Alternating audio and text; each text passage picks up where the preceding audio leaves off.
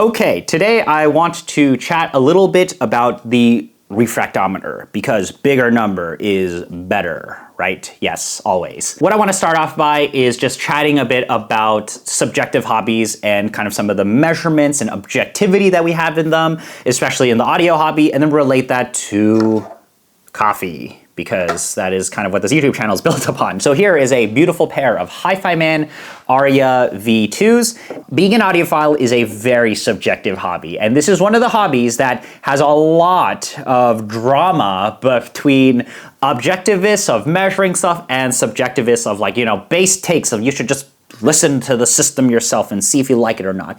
But there is one thing that I think that exists in the audio hobby that I wish the coffee hobby had, which is the fact that you can take objective measurements and actually have some sort of subjective take on it. Like, you can measure headphones on a rig that basically simulates your ears, and you can get an idea of how that headphone performs. You can look at a frequency response graph, and you can get a basic idea of if you would like this or not like this based on what the graphs say.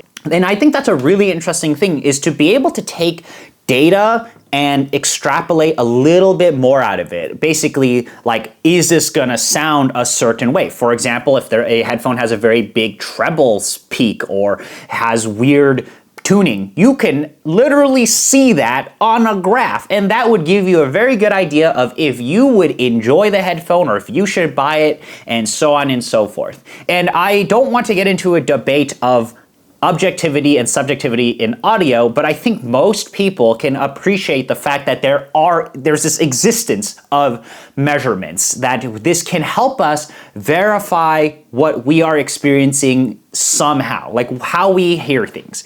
And I think that is what is currently missing in the coffee game. So the coffee hobby is very similar in the sense that we have a very subjective experience. How we taste things, how we communicate said things we taste is the exact same thing with how we hear. Currently, this is the only widely, I guess, accessible tool, the refractometer, that will tell us what a strength of a coffee is.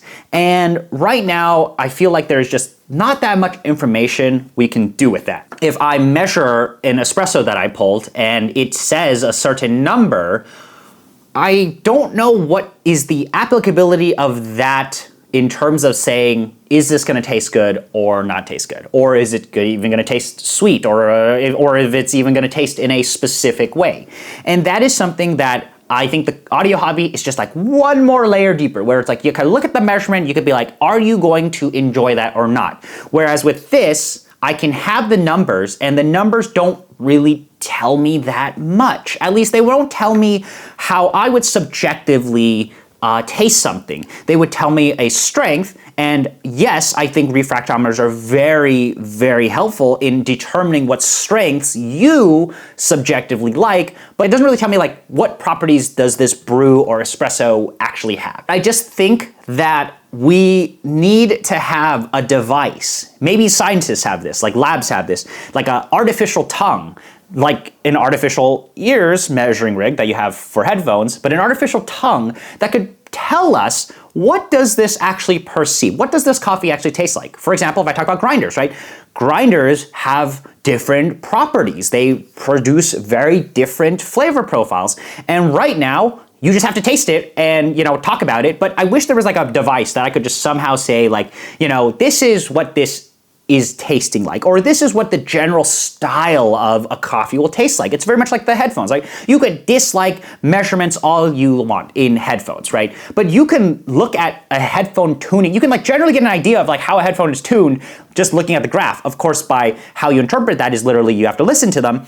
That would be really, really cool if that existed in coffee. So I also want to talk about, like, applicability of this. What have I seen people actually use these for nowadays? General, like, community feel across the different skill levels. So if I have three categories, we'll do a bell curve here, and maybe you'll see it on the screen, is we got noobs here, we got normal enthusiasts who are, like, down their journey, and we have based enlightened enthusiasts. So the noob take is that you don't need this. Trust your tongue. Taste everything. If it tastes good to you, it means it's a good brew. And as I feel people go down the rabbit hole of the coffee hobby, they pick one of these up and they're like, I gotta measure every single thing that I do. I have to verify that I'm actually doing it right. I need to, see if I'm pulling this coffee at a high percentage.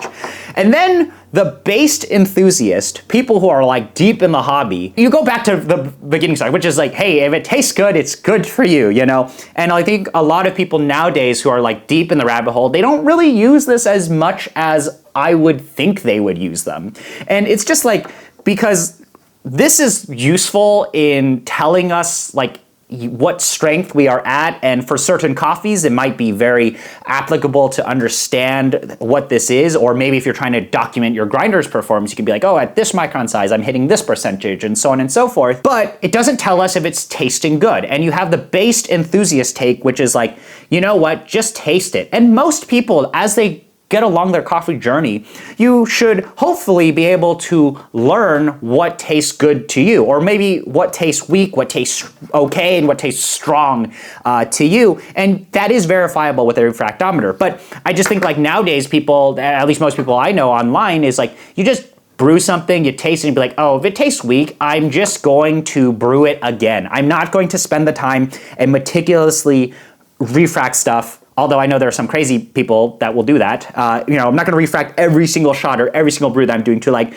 make sure that I am doing it correctly. I think most people just want to subjectively enjoy coffee. I have a feeling if we do more, if we dive deeper down the measurements rabbit hole, we're going to end up like audio, where we have two very, very different camps of like people who are die-hard objectivists and measuring everything, and die-hard subjectivists. It would be really interesting though to one day have people romanticize about the taste of coffee and circle jerk about measurements and whatever. But yeah, that's all I wanted to chat about today is refractometers, and bigger numbers better, right?